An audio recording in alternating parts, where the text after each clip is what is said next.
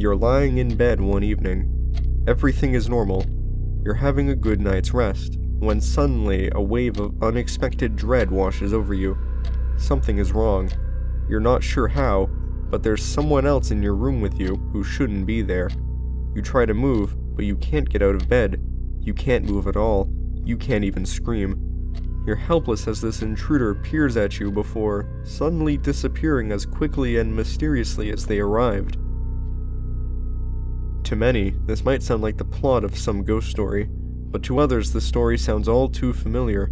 There are many who have experienced this exact scenario, some even on a regular basis.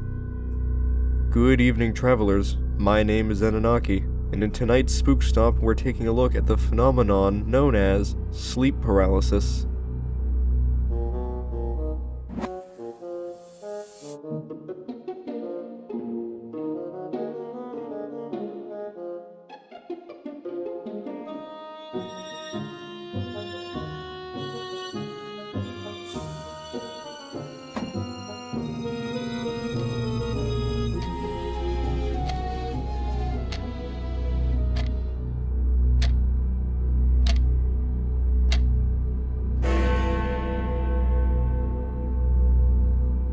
The primary symptom of sleep paralysis is that the affected individual finds themselves awake in bed, but completely unable to move, as if confined or restrained by some unseen force. While it was easy to blame the phenomenon on ghosts in ancient times, our understanding of sleep cycles in the human body has progressed to the point where we can better explain the cause of this. When your body falls asleep, the brain produces a natural chemical to paralyze the body to keep you from acting out your dreams. This process is called REM sleep atonia, REM meaning rapid eye movement, a late stage of the sleep cycle, and atonia meaning relaxed. When this doesn't work, you could end up with cases of sleepwalking. However, it's also possible that this works too well, with an individual waking up unexpectedly and finding themselves unable to move as the paralysis is still in effect. This phenomenon is surprisingly common. According to the Handbook of Sleep Medicine, almost half of everybody experiences sleep paralysis at least once in their lifetime.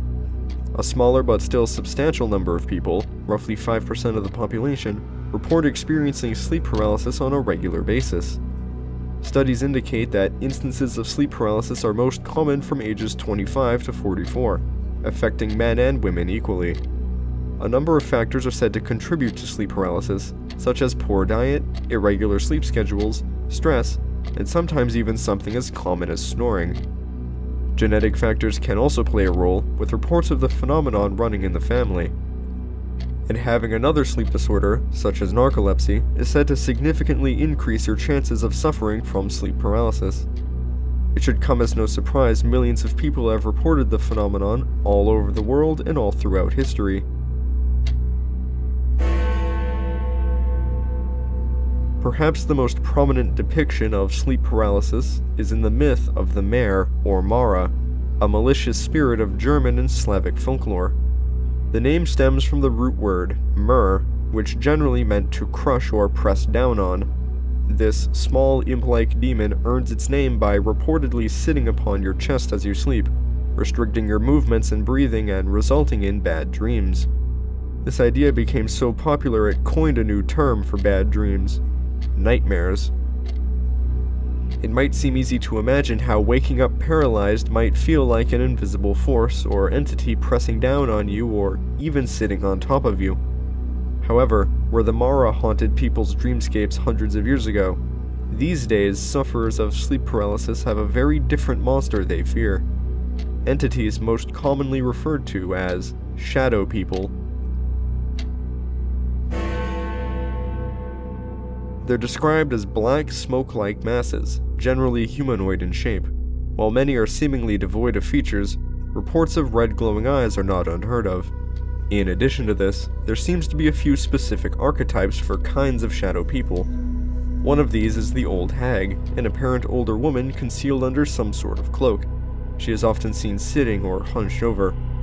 Another variation is the Hat Man, a taller figure named for their wide-brimmed hat, who menacingly stand over you with their strong and imposing presence. And finally, an uncommon variant is a group of smaller, childlike figures who seem to peek at you from around corners. Regardless of their kind, the shadow people do not seem to be hostile in any regard, though encounters with them is said to be accompanied by intense feelings of fear and dread. The figures seem to merely watch or observe from afar, leading some to speculate that they might be extraterrestrials or even interdimensional travelers, rather than any sort of demonic or malevolent force. Sleep paralysis aside, just how and why could thousands of people all around the world consistently report sighting the same shadowy figures? One suggestion is it's the result of mass hysteria, a known phenomenon in which multiple individuals suffer from the same psychogenic illness, such as shared hallucinations. However, there's a few holes in this theory. Mass hysteria is generally restricted to single communities or groups of otherwise interconnected people, and tend to occur during specific time frames. Shadow people, on the other hand, have been sighted for centuries all around the world, a scale much broader than anything mass hysteria alone can account for. The most logical explanation provided is that shared hallucinations of shadow people is the result of the brain's natural defenses for detecting possible threats. When an individual wakes up and finds themselves completely unable to move, the logical response is to panic in order to figure out what's going on while you're trapped in this vulnerable state. This response is known as threat hypervigilance. Another piece of the puzzle is pareidolia, the phenomenon in which the brain looks for familiar patterns where there aren't any, usually allowing us to see faces or figures in everyday situations.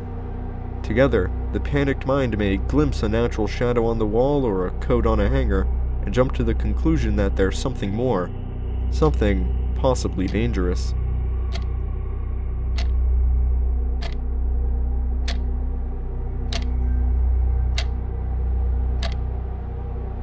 I hope you all enjoyed the episode.